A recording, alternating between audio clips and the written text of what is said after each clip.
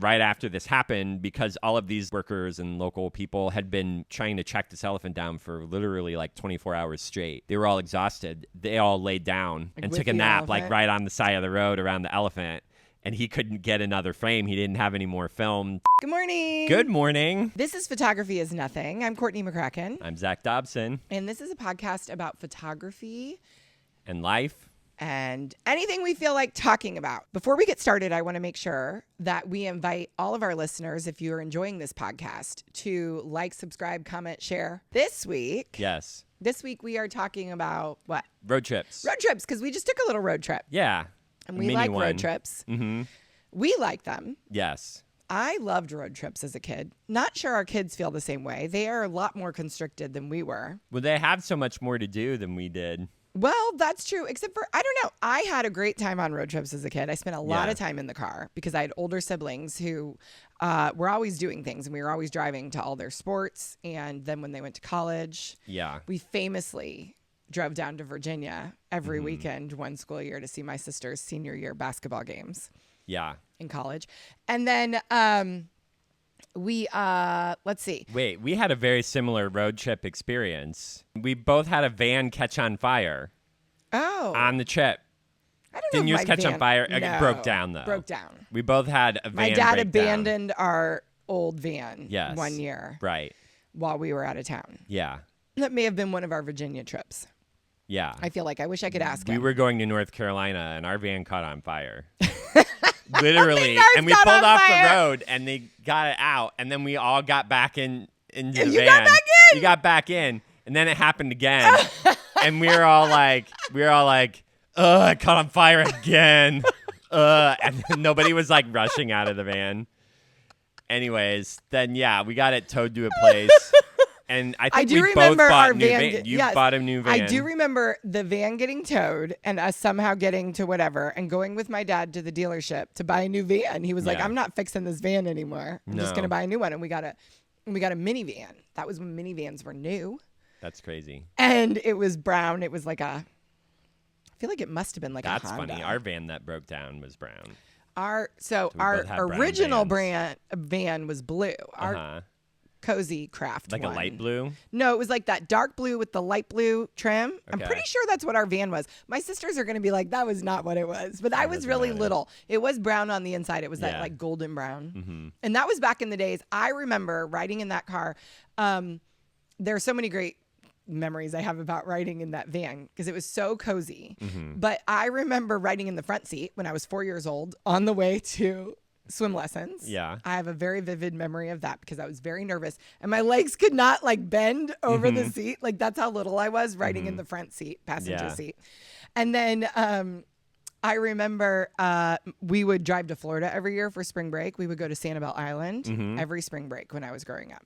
My sisters would wake me up and carry me out to the car to leave for Florida while it was still dark out. And we would lay down the back seat. Oh yeah. And three of us would sleep across the back seat. Because it would like lay down like a futon. Yeah. Right? We had the same. And we would make like a big bed. Right. And we would drive until like sunlight. Yeah. You know, in a bed. Yeah, we had our bed and then the cooler was like in the back. And it was like the same height as the bed, and so you could get into the cooler. Oh, yeah. And did you have like the boat table in the middle? Yes. That you could do, and then your chairs could spin backwards, so you guys could we could play cards and stuff. Yeah. It was the coolest. It was cool. Oh my gosh. So anyway, of course, road trips were super fun in the 80s. Yeah. Because it was way dangerous. Yes. And also I remember we would turn around the captain's chairs in the middle, right? Yeah. And spin them and they would create like a tent. Uh-huh. And my sisters would make like a fort for me to get me out of their way. Yeah. I'm sure. They would be like, here, you lay down here and get out of our way and we'll have more room. And they would make me a bed under it and be like, here, you have all your books. And they would set me up. Floor. Yeah. Yeah. I would lay on the floor under the chairs in a little bed. Mm-hmm. It was great. Now our kids are all like, and they're like strapped in and they have their like, when they're little and they have their like booster seats or their chairs. Should we get into the pictures? I guess we should. We should talk about photography. So anyway, we like to go on road trips. Yes. Are we going to see pictures from our own road trips? Well, yeah, I pulled a few things. Okay. Oh, these are ours? Yeah. Yeah, they're so good. Sometimes I forget. It's so crazy because honestly, my life is like a movie. It's like that song. I'd like to watch it twice. So this one time when we went down to Florida, I took pictures at like every time we stopped the car. Is this the one where we had like to stop the car 45 minutes at a time because somebody barfed? Yes. Okay.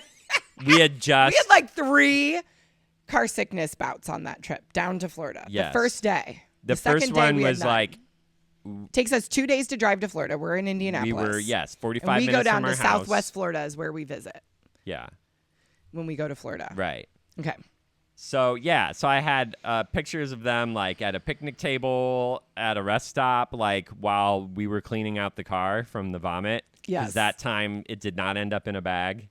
It was all over the car. Most times it does not. I don't know how my brother-in-law the other day was like, you know what? If you just have a trash bag, it's just like in the bag, pull over, throw it away, easy peasy. Yeah. And I'm like, that requires a child being able to aim for a bag. No. Or have the wherewithal to even know it's about to happen. Well, even when they know it's about to happen, they convince themselves it's not. Yeah. We all are. We're all living a dream where we're like, we'll make it to the gas station. Right. Okay. Well, we did find this cute little Bonneville mini mart. Oh, yeah. One of the times that we had to stop. Yeah. This time they did make it out of the car. Yeah, I think that was a different. But that was kid. Another vomit time. But okay. I did enjoy this trip. Yeah. And just kind of taking some snapshots on my cell phone. Is that what all these are? Yeah, all of these are on my cell phone. Just when we stopped, I didn't want to, pull my camera out and because a lot of times too, I'm like walking into a store, into a bathroom, and right, you don't have. So I don't want to. Yeah. When we're in the car, you just have your phone around like any other normal person, which goes to show you it's the camera you've got, right? That's what everybody always says. Who said that first? The best camera is the one you have. Who said that? I don't know. I have no idea. I will. That'd be a fun video if we could try to get back to the beginning of that. It was It'd be like a fun crowdsource. It was probably some dad that was like. It sounds not like a dad to buy move. Their kid a camera. The best one is the one you have. No, it's probably like a photography teacher or instructor of some sort. Yeah, I don't know. Well, let's see. We should work on that. That'd be a fun adventure. There's this rest stop. I know it's through beautiful. Tennessee. That's like an island. So pretty. It's an island in the middle of the lake, and it's a rest stop. And it's so there's pretty. There's like these I don't know if I could call that quite mountains, but there's like big hills all around it. Yeah, it's hilly. Yeah. It's like the base of mountains. And I could honestly spend like a day there doing a photo story. Woo, that's a lot. On the rest stop. Well, you've got people coming through there all the time. Well, sure. So there'd be lots of things to do. Yeah, so there's the culprit. There's actually taking photos on the journey itself, which is always fun. Yes. Wait, hold on. Can we go back and just want to make sure that people know that we are a pro expression family. Body art is welcome. Sometimes in the car, our kids color on themselves to keep themselves entertained. Yeah, he was. Which kind of drives me nuts because then the marker. I think he's 4. So he colored basically a sleeve on his arm. Yeah, just wanted to let everybody know that was just magic markers. Yes. Oh, remember that? Yeah. Those that's like a wall. Yeah. Where our babies crawling around in the wall. We just let our kids crawl on. Well, I mean, not just anything. I try to be respectful of property. Sure. Don't make it seem like I'm a crazy person. No, of course not. I'm a very conscientious parent. Yeah. I am. Look at that little, how they're in a line. Through. It's really cute when our kids all have their little suitcases that they pull. That's true. And everybody smiles at them when we're traveling. It really makes my heart happy. Yeah. They're like little ducklings because they always go oldest to youngest, weaving around. Right. So real. Cute. Yeah, totally. Okay. So there's that. I also wanted to share some of the ones from one of our biggest and most fun road trips was through the Florida Keys. That was a dream come true for me because I had always wanted to drive the overseas highway through the Florida Keys. Yeah, and the 7 Mile Bridge. The 7 Mile Bridge. Yeah. And it's so cool. So if you have never, I'm surprised at how many people aren't familiar with the Florida Keys because for me, as a parrot head growing up. Okay. I was adopted by one of my friends' families into the parrot head culture. Sure. This was not my own family's culture. Not your culture of origin. No, but I joined my friend's family, and her dad would like buy us the latest Jimmy Buffett CDs when they came out. Nice. It was really sweet. Anyways, and we would listen to him every morning, full volume on the way to swim practice at 5 a.m. He would pick us up, and Jimmy Buffett would be playing in the car, 4:45, 5 a.m. Nice. Anyways, so I'd always wanted to go. I'd been to Key West via the ferry from Fort Myers, but I had never been into the rest of the Florida Keys. Sure. So then we were kind of going crazy that year. It had been a long winter. Yeah. We had a lot of little kids. Yeah. And we decided something's got to give. And we were in the midst of a lawsuit. Was that the while year we were there? In the lawsuit. That's right. So we're in the midst of a lawsuit. Our kids are going to like all these different like little private schools all over town where I was volunteering like nonstop because they were all like cooperatives. Yeah. And we were driving all over the place and everybody was miserable and we were trying to figure out what we were going to do. So this is pre-homeschooling. And I was like, we gotta get out of town, which I do every February. February 1st rolls around and I say, it's time to go. We gotta get out of here because it is gray. Yeah, in it's Indiana. not fun. And I was like, you know what we should do? We should go through the Florida Keys. And you were like, yeah, because you always say yes. I do. You say yes to anything, regardless of what the parameters require. Whether I can actually do it or not, I'll say yes. You're always like, yeah, let's do it. Let's do the Florida Keys. So we did. Yeah. It was so cool. It was amazing. We had such a great time. I wish that we had made it like 3 way. weeks. Yes, at least once, because there's so much of the Florida Keys. The Florida Keys and then Key West are kind of like two separate experiences. But Key West is well worth your time. It really is. Really fun. It is great for families. People are always surprised that we took our kids down there because I think they think of it as like a party kind of place. Yeah. It's not really. It's really like just like a fun beachy place. It's just a city at a beach. So to super put it walkable. in perspective, the Keys, I think you could drive the Keys go from Key Largo to Key West. I think the drive with no traffic is like 2.5 hours. Mm-hmm. But there's literally only one road that goes that whole length. So if anything happens, if there's like an accident or if there's like a truck stop somewhere. I think there was a car chase in our. A car chase. We couldn't get. Remember? That was on the. That was on the bridge. That was coming from Miami. So we got caught. That was where we sat in all that traffic. So there's two bridges to go from Miami to mainland to the Keys. Mm-hmm. There's one main thoroughfare, and we were about to head over it, and then we got word that the bridge was closed because there was a police chase that ended at the beginning of the bridge. The car went in the water. The car went in the water, or there was maybe like a shots fired or something. Yeah. And so the whole bridge was closed. And so we decided to do the other bridge, which was a lot older, and it's like one lane each way, and it's more of like a back roads kind of thing.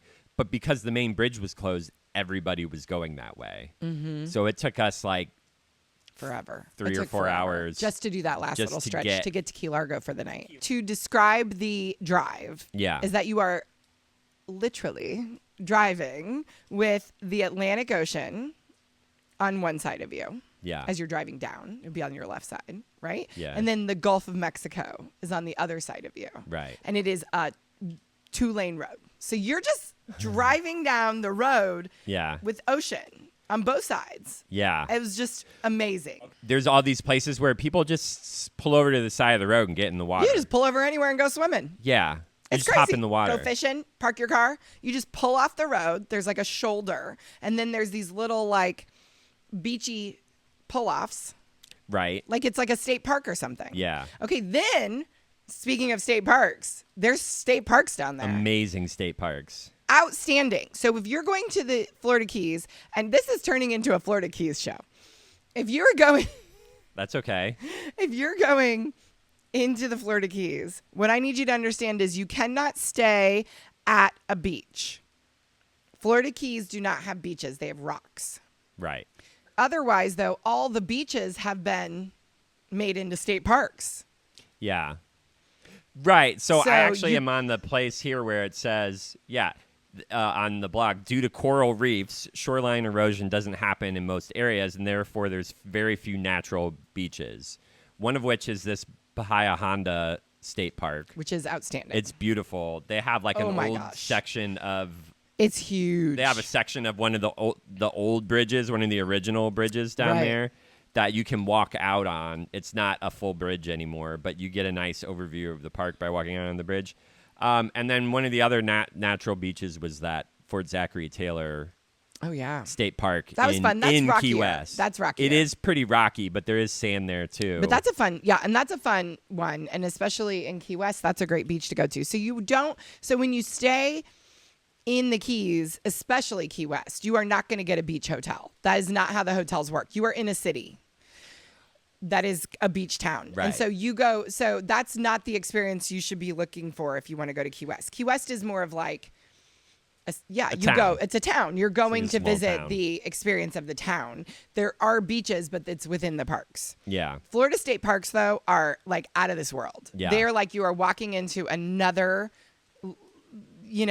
planet. Yeah. Just outstanding state parks. So this is why I do not like Florida slander. Sure. Because Florida is one of my favorite places in the whole world to see. Yeah. And I think that most people just haven't actually been to Florida. The like natural parts of Florida. They've been to like beautiful. Orlando. And Orlando is a city and it's busy Panama, and it's right. Daytona. But those have pretty beaches. I don't even think that that's fair. I think that those are crazy wild places, but they're beautiful. Sure. And there's a reason why they're so popular. But I don't think that most people have made it to Southern Florida. No, I agree. And Southern Florida is a really wonderful place. Yeah. And we should take better care of Florida residents in our thoughts and feelings because, boy, they're having a rough go. Yeah. Okay. So that was one of our favorite road trips. Super fun. You can see a lot of those pictures. There'll be a lot of pictures in this episode, and in all the show notes, I'll link to our blog posts because I have posts about Key West, about the Florida Keys State Parks, about the other islands, Key Largo, Isla Mirada, Marathon. Yeah, we had a great time. And then even we did a return trip to Key West a few years later. Yeah, we were pushing our limits on that one. Yeah, we love to push our limits. We do really that a lot. Yeah. And that is where you learn where your limits are. Exactly. Much like a toddler. You learned some limits that trip. Anyways. Okay, so that's good. So in thinking about other photographers who've photographed a road trip in one form or another, Joel Sternfeld's American Prospects came to mind. Okay.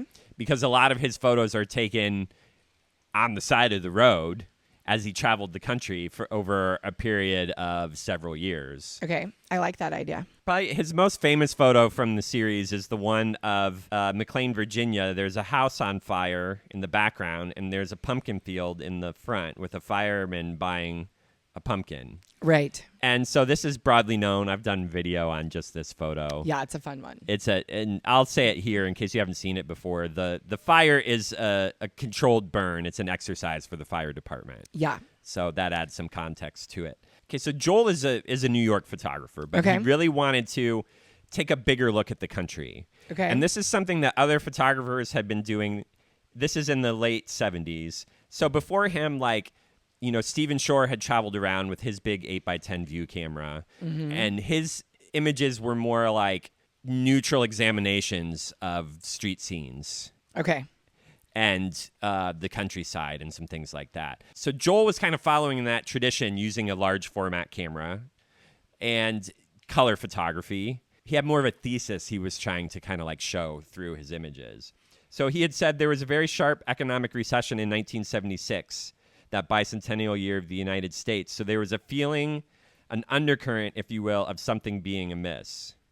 I like this passage from the book jacket. I think it explains the project well. Sternfeld's America is most analogous to that of Walker Evans 40 years earlier. Yet where Evans saw a physically crumbling but spiritually intact nation, Sternfeld finds a world of shimmering new construction surrounding a human spirit in serious trouble. Okay. So it looks nice on the outside. The WPA photos, they're talking about Walker Evans and the WPA, is, like our world is crumbling around us. There's the Great Depression, but the spirit of humanity salt of is the there. earth kind of stuff. And now, post World War II and the boom of the 50s and all the tumultuous things that happened in the 60s, now we've got this kind of renewed economic growth and things being built around us everywhere, but people are kind of like, what's the point? Okay, so right now. Yeah. Right? That feels a lot like right now. That's to me, a great description point. Because that is absolutely what I feel like. Things are shinier than ever. And it is such a mess underneath. Yeah. I think that's the strife and the hardship and the despair is real in our culture right now. It really is. He could almost go back and do the exact same follow-up and have a similar sort of thing. Okay. So, I mean, that really fits with this kind of like on fire house in the background. When you look at the other images, this is another famous one that was a cover of one of the editions of the book. There's a mudslide in California. Okay. And so I was this say, how did that car came end up off there? the cliff, and you've got these like kind of new, nice houses and condos behind. And, the ground has literally fallen out from underneath them. Yeah. Woo! So I mean, we're seeing this right now, right? We're seeing natural disasters everywhere. Mm-hmm. The Space Shuttle Columbia being transported, making a stop in Texas. Mm-hmm. And he got a Guggenheim grant for this project. Okay. And he would use that a lot to get where he wanted to go. Sure. Right. As you would. For access. Why not? He managed to get directed to a higher ranking military official, and they like set him up. He said he needed to be far away because of the types of lenses he was using. So his work is taking a more broader view too. He's not getting up close. So this view of this man in like dress slacks and a white undershirt is looking at this shuttle with all the people milling about below. This is another famous one that I love from this series. This is an elephant. He had heard the night before that there had been an elephant that had escaped from something nearby, and they were trying to track it down and bring it back into, control. And so he was almost out of film, and he needed to go up to Seattle because he was having film shipped there. There's another thing that I've forgotten about film. Yeah. He was very limited. You run out of pictures. Right, and that's what happened here, is he took one photo before this. They apparently had a female elephant that they brought to try to entice him, the male elephant, back. So he got one shot further away. It's not very good, of the two elephants walking. And then what happened was he was kind of up on an embankment here, it looks like. So he's at a higher angle, and you see, like a semi-truck, you see the elephant laying in the road. And they had I think they had tranquilized it. I can't remember now in this moment. Okay. But either way, the elephant's laying down. That. It's got this view of it. So you've got this collapsed elephant in the middle of a state highway. But so he almost didn't go to try to see this, to follow this happening, because he needed to go get more film. And then he found that this highway where they were saying the elephant was he was going right by it. So he said this was like a mile off the interstate where he was already traveling. So he went up and he got this image, but then this was his last frame that he had. And then he said right after this happened, because all of these workers and local people had been trying to track this elephant down for literally like 24 hours straight.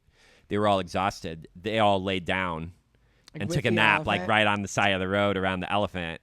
And he couldn't get another frame. He didn't have any more film to be able to photograph. Oh my gosh. So yeah, when you have two frames and something like this craziness going on, it's how do you decide what to do? And this is an iconic photo, so imagine what that one obviously, I mean that would have just taken it up another level with all of the workers laying around the elephant. I mean, so many amazing moments, like this baby in a porta crib, pack and play sort of thing on top of a dam in Arizona, I think. These odd little scenes that you see. I need to talk about that baby being in the road instead of on the sidewalk. Well, I'm sure that's like a closed, it's probably a service road. I don't see any cars on it. I know, it's just really funny. They probably thought it was safer keeping him further away. I know. I'm sure it is. I thought the same thing. It's got to be just like a walking. Well, look, they have a kid that they're holding kind of sitting on top of the dam. I hadn't noticed that until right now. Oh my God. Okay, go ahead. People hate it when I laugh at people. I'm sorry. No, it's just funny. Like so funny. It's a very of the era. We're looking at, this is in Orlando. It's a water park with a wave pool. Wet n Wild. I went to Wet n Wild in Orlando. Yeah. Yeah, that's it. You've been there? Yeah. This was from like 1980, I think. I wonder how different it was. I probably went in like the late 80s. Yeah.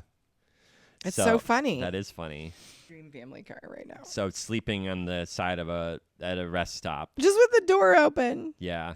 That's so funny. I've seen this. Where do we see this? This feels like there's this image. This is Tucson. What are those things in the pool? Are they like they're like solar warmers. To warm it up? Yeah. Mm-hmm. He's incorporated military stuff because there was a lot going on kind of militarily at the time with like Reagan and things. So the fishing with this is the USS Alabama in Alabama. I love this scene. This is in Pennsylvania in a backyard. There's like a dirt pile with little toy construction trucks, dump trucks, diggers, cement mixers, and then you can tell this is kind of like new construction homes. Like I said, his stuff would be easiest to compare to Stephen Shore because they took a similar approach in a similar era, but their content of the photographs is much different. You know, Sternfeld's photos have more, you know, commentary. They have more whimsy. They take themselves a little bit less seriously. Sure. You're invited to be like a little bit like laugh at some of what you're saying, right? In Fort Lauderdale. Look at that picture. There's so much information to gather about the era, which is why we really want to see people in our pictures. Yeah. What I like about his work is because I'm typically an advocate of getting as close as possible. Like if I were photographing this scene, I'd be standing down here in the middle of everybody. Mm-hmm. But what's interesting about... like these guys. Taking, Except for they're very focused on the women. The women at the time. Yeah. Those other women lined up behind. Oh my God, those bikinis. It's like a bikini contest. My sisters had those. Look at the cut of his shorts. No, the woman's in the blue. Yeah. Yeah, for sure. That style of. Yeah, high cut. Yeah. That's like totally like Kelly on Saved by the Bell. Saved by the Bell. That's what her bathing suit looked like. Yeah. So I'm usually trying to get in the middle of things, but in this context, I like how he's the further back, him being further back is giving us more of an overview of the culture of the scene. Right. And so it's more like an examination. Like personally, I want to bring people in with me, next to me, like they're there. And he's standing back as an observer looking at the scene, which works so well with what he's doing. I really feel like I can kind of examine this scene overall and get a sense of the surroundings and the cars in the background and the other hotel and what the people are wearing and the guy like, you know, peeking around other people and yelling and giving thumbs up and like all the sorts of things that are going on in one photo. So it's really cool. I really like his approach with things. This is the dad with the short shorts and a bicycle and training wheels. There's so many of the scenes are so. This feels so much like my childhood. Funny. Like that bike was really similar to my bike. Yeah. You know, with that banana seat and the big handles. Right. This is like a little bit before. This is our childhood. Very similar. This is like 1983. So you would have had the same things from the same era, just a few years later. Okay, so first of all my pictures from childhood are this same color tone. Okay. Right? Yeah. And then on top of it, like the houses, like look at the colors of the houses. Right. The grass is different than it is now. Yeah. How people have their lawns. Do you see what I'm saying? There's no trees because all of our neighborhoods were built on farmland in the Midwest. Right. Yeah. Just cleared all the land. Trees are like they were 1 clear story cut. tall at this point. Which is what, you know, now we live in the same neighborhood I lived in growing up, but the trees are 50, 60 years old. Yeah. Also, we live in a tree-lined neighborhood, but like my street where I grew up was just, it was just clear cut like that. And that just, it's just. I love this one. That's so great. This 80s limo in Alaska by like glaciers. Yeah, amazing. Yeah. What's it doing there? Yeah. I don't know. These domestic workers in Atlanta waiting for their bus. Yeah, that looks like Atlanta, doesn't it? Yeah, it really does. You feel like you're in an Atlanta neighborhood there, and that's just. But again, not as grown in and everything. That's so great. Look at those. This is in Alaska too. I wouldn't have thought they'd have enough of a season to grow these sorts of really tall, really big flowers and stuff. This man, I believe, was blind. Okay. Legally blind. And he Sternfeld was driving and saw the flowers in the man and just pulled over and asked to take a photo and stuff. I'm trying to think. It almost seems like so many of these are okay. So it's like it's this combination of you're on a road trip. No, where's that? Oregon. I was gonna guess Colorado. Okay. So I wasn't so far, but I could see Oregon too for sure. So he wrote. Okay. They look like quintessentially the spaces they're in. Yeah. Really. They do, and I recommend also following Sternfeld on Instagram because sometimes he'll have captions that have a lot of information about the scene. So I saw he posted about this one. So there's like this new development of these condos, and then the road comes to an end. And so he saw this as kind of like it had been raining, and when he came across the scene, and that car, there's one car in the photo. It's a Cadillac Eldorado, and it's gold. And so Eldorado is like the city of gold or whatever. Right. So he kind of saw this sort of metaphor in this like construction and the city of gold, and like you're in this new development and it's coming to an end here, that there's a lot of kind of layers in this image. So this is similar era as like E.T. And this is a very similar neighborhood. It feels like that. And E.T. was where? Washington? I don't remember. It was supposed to be set in Oregon. It may have been also set in Oregon. It was filmed in Northern California, really close by. Yeah. Yeah.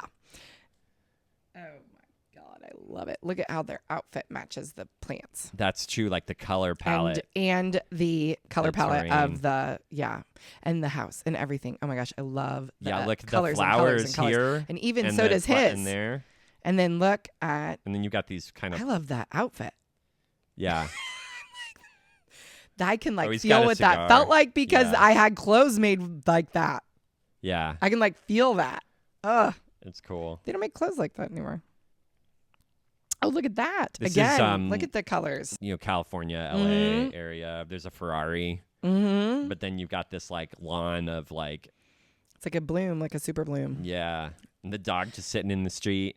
Some of these things, it's like, he didn't. I mean, some of the pictures are obviously portraits, so the people are posed. But the broader scenes, he's not posing these. This is the dog is just watching him do his work. No, where's that? I think this is Virginia or West Virginia. I was gonna guess Appalachia. Yeah, seeing the coal mines going through the mountains there. And look at the trees are flowering too there. Yeah, a lot of pretty stuff. If you're not from the U.S., this is a great, broad scale little series of pictures that you're sharing here. Yeah, it is a great way to kind of getting to see really the vast terrain of the U.S., which I think especially for, in my experience, Europeans don't have, until they've maybe traveled outside of Europe, the understanding of just how vast. And that's just from my own friends who are European. So, but I mean, often I think that there's this, it's hard to understand. Yeah. Just how many different places there are in our one country. It's an enormous place. Right. And we are very spread out here. So I think this is really fun to look at. Yeah. This image was after a tornado in Nebraska. Yeah. And then this is where some of having that large format camera comes in, because you can really pick up a lot of the detail and see things more up close. But there's a fridge that's still standing and open, and you see the fridge. It's probably a freezer, really. Yeah, that looks like a freezer because it's stuffed full. Freezer full of food. And where's that? This is Oregon. He came across this. This happened right before the elephant photo. 41 sperm whales washed up on the shore. Okay, do we know why? And they died. I don't know that they know. I think it's a phenomenon that happens every once in a while. The whales get beached, and none of them. They weren't able to save any of them. And he's back observing this scene. I think he said there's 17 whales in this one photo. I mean, I think this body of work helped influence this opinion that there's wild stuff happening everywhere all the time if you're out going places and paying attention. So this series was a combination of hitting the road and kind of seeing what materialized, but he also paid attention to things that were happening. He knew the space shuttle was going to be Texas, it's a combination of newsworthy events. Yeah, he was listening to the news or the radio with the about the elephant and other things he just happened upon, the fire. He said he had been shooting for 4 months and he hadn't found a single photo he liked. And that morning he woke up in Washington D.C. feeling like I'm wasting my Guggenheim. I don't have anything. And then he hit the road and came upon this scene and. One of the most iconic images of the series. Okay, well, let that be a lesson to all of us. Stick with it. Yeah. Oh, my God, there's just so many. Yeah. There's so many good ones. There's a whole bunch of different editions of this book. I think the most recent. This book? I don't have this book, but I will be book. getting this book. So we're coming up on, the 50th anniversary. This is going to be our geography course for this year. Yeah. Our U.S. geography. Right. Lesson plan. We're just gonna learn about everywhere everything that there's happens in this book. Gatlinburg, Aspen, just so many different. And he does, have some portraits in there. I love that one. I like this guy hitchhiking. You just know that. Oh my gosh! Like, wouldn't what that be a life, amazing huh? to have your like dad or granddad's that be there, have a picture like that by a major American artist. Well, even if it wasn't. Well, that's true. Even if it wasn't, just to have this sort of picture of somebody in like their prime youth, living their big life. Yeah, hitting before the they road before they know any better. I mean, just the vastness of some of it. What is that? This is like, I think this is probably by the Salt Flats. Okay. I've never been there. Have you been there? I have not. Wait, here, I can find out. Are we going to talk to Joel Sternfeld? I think we better. Here. Oh, this is Great Salt Lake. Okay. August 1979. Right before I was born. Oh. Yeah, and just, how small we are in these like vast landscapes. I know. I love just what to see.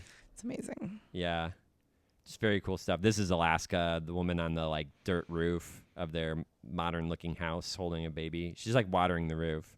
If it was, like supposed to be like a turf, sure, for warmth and cooling. Yeah, I believe it. Yeah, so very cool photos. So is that everything for today? That's everything. For now. Joel okay, Sternfeld, that was a good American one. Prospects. This is a good one. This is a great episode. Yeah. I really hope that many, many people enjoy it. Yeah. Rate the podcast. Rate the podcast. 5 stars. 5 stars. Give us a thumbs up on the episode if you liked it. Yeah. Share it with your photographer friends. Please share the episodes if you enjoy it. Yeah. If someone's from the Keys or loves the Keys or is interested in like... You got a friend not in the U.S. who doesn't know how big it is? Yeah. Might be the episode. Right? To make the case. Yeah. No, really, if you this is a great way to get to see the US from a different era. Yeah. And or to relive your youth like I did. We've got so many fun episodes coming up. Yeah. And we can't wait to share them with you. Yeah. Thanks for being here. All right. Okay. All right. Okay. Okay. Let's call it. Yeah. Ooh, that got brighter. Oh well. Oh, because it got sunny out. Yeah. I was wondering